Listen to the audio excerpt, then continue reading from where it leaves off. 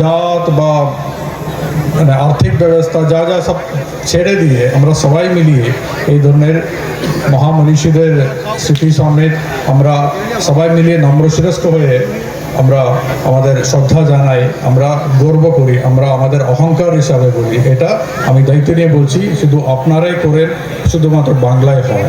এটা আরেকবার আরও আগামী দিনগুলিতে ভালো করে করতে হবে, সেটা দিনের প্রতিদিন যেটা কম যেন না হয়, কারণ খুব দায়িত্ব নিয়ে আপনাদের দায়িত্বটা আরও বেশি আছে, কারণ এই মাটি বিদ্যাসাগরকে জন্ম দিয়েছে। তার মানে আগামী দিনগুলিতে আরও 100 জন বিদ্যাসাগরকে বা আরও মানে আমরা যখন মানে আমাদের যখন কামনা করতে পারি তখন কম কামনা কেন করব, আরও বড় বড় অনেক বিদ্যাসাগর এখান থেকে জন্ম হোক, আরও অনেক অনেক বড় বড় প্রফেসররা, ডক্টররা, সায়েন্টিস্ট হোক বা বিভিন্ন ভাষা বিভিন্ন মানে এক একটা স্তরে যারা যারা বড় বড় লোক হবে তারা এখান থেকে জন্ম, এখানকার বাচ্চারা অনেক বড় বড় জায়গাতে চলে যাক, এটাই কামনা করছি। খুব দায়িত্ব নিয়ে আরেকটা কাজ আপনারা করতে হবে, যেহেতু এটা বিদ্যাসাগরের মাটি, এখানে একটা বছর যেন স্কুল ছুট না হয়, একটা বছর যেন স্কুলে না গিয়ে ঘুরে এটা করছে এটা যেন আমরা না দেখতে পারি, একটা স্কুলও যেন বন্ধ না হোক, একজন শিক্ষকও যেন নিজের দায়িত্ব থেকে একটু সরে আসে, এই ধরনের সমস্যাগুলো যেন তৈরি না হয় সেটা দেখার দরকার, সেটা দেখার দায়িত্বটাও এই মাটির লোকের আছে। কারণ পূর্ণভূমি বা আমরা গর্বিত হয়, আমরা অহংকার নিই, কিন্তু তার সাথে সাথে আমাদের অনেকটি দায়বদ্ধতাও রয়েছে। আমার খুব বিশ্বাস আছে এখানকার মানুষ আপনারা আগামী দিনে গোটা পশ্চিম মেদিনীপুরকেও যেভাবে ঈশ্বরচন্দ্র বিদ্যাসাগর গোটা ভারতবর্ষকে পথ দেখিয়েছেন, সেভাবে আগামী দিনগুলিতেও এখানকার বাচ্চারা শুধু পশ্চিম মেদিনীপুরকে নেই, শুধু পশ্চিমবাংলাকে নেই, গোটা ভারতবর্ষকে, পৃথিবীকে পথ দেখাবে, দিশা দেখাবে, এই কামনা করে আরেকবার আপনারা সবাইকে এখানকার যে বিদ্যাসাগর মেলা আগামী দিনগুলিতে খুব ভালো করে হোক, আপনারা মন দিয়ে পার্টিসিপেট করবেন এবং যে অঙ্গীকার নিয়ে যেটা এটুকু কামনা করে উপস্থিত সবাইকে আমার শ্রদ্ধা সম্মান জানিয়ে বিদ্যাসাগর মেলার এই বছরের বিদ্যাসাগর মেলার আনুষ্ঠানিকভাবে উদ্বোধন ঘোষণা করে আমি শেষ করছি।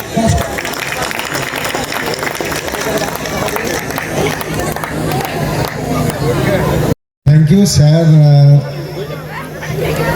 স্যার বলেছেন, স্যার বলার পর আমার বলা সাজে না। অ্যাকচুয়ালি আমি এখানকার সভাপতি মেলা, ঠিক আছে, সভাপতি হিসাবে কি কাজ করছি আমি জানি না, সব কিন্তু ওনারাই করেছেন, ঠিক আছে।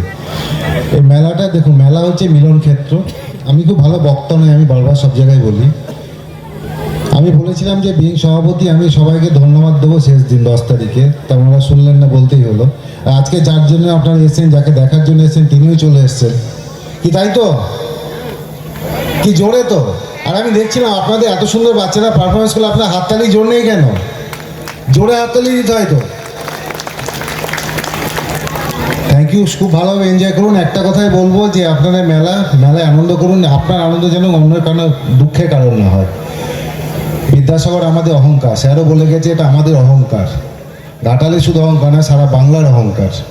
সেই অহংকারকে যেন আমরা ধরে রাখতে পারি এবং বিদ্যাসাগরের যে নীতি এবং আদর্শ, যেটা আমাদের শিক্ষকবাবু বলছিলেন, সেটা পাথেয় করে যদি বাঁচতে পারি, আমাদের দেশ আমাদের রাজ্য অনেক এগিয়ে যাবে। সে এগিয়ে যাওয়ার জন্য সামিল হন।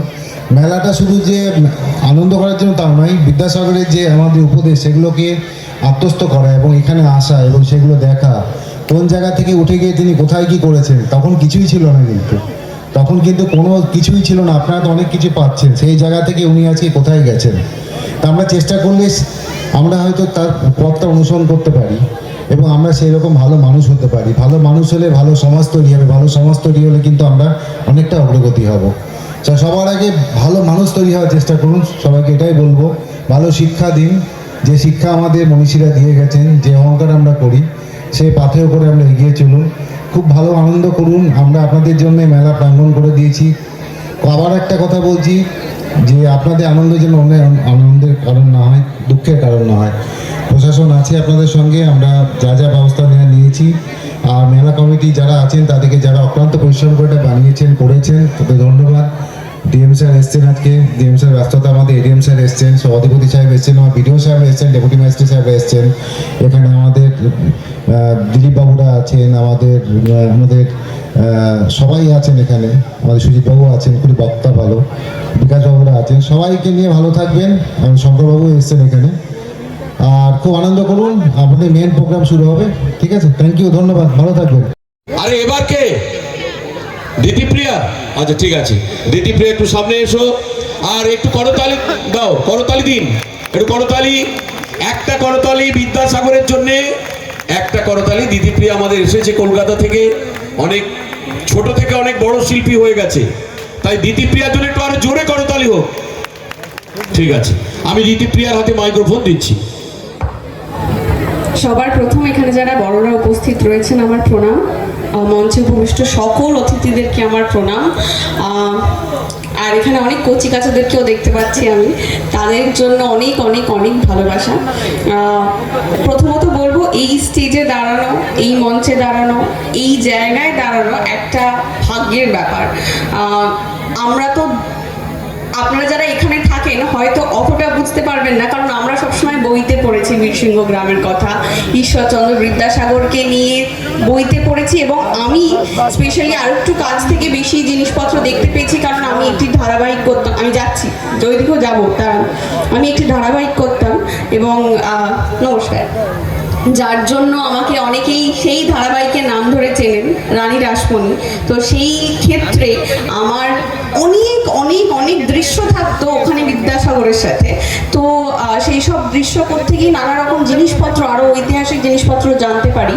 তো আজকে আমি মেদিনীপুরের অনেক জায়গায় এর আগেও গেছি, আরও ভবিষ্যতে যাব, কিন্তু বীরসিংহ গ্রামে যে আজকে আমি আসতে পেরেছি, এইটা আমার কাছে একটা বিরাট বিরাট বিরাট পাওনা, কারণ ওনার অবদান। এখানে আসার পর এত ভালো লেগে গেছে এই জায়গাটা, এখান থেকে মনে হচ্ছে ছেড়ে যাব না।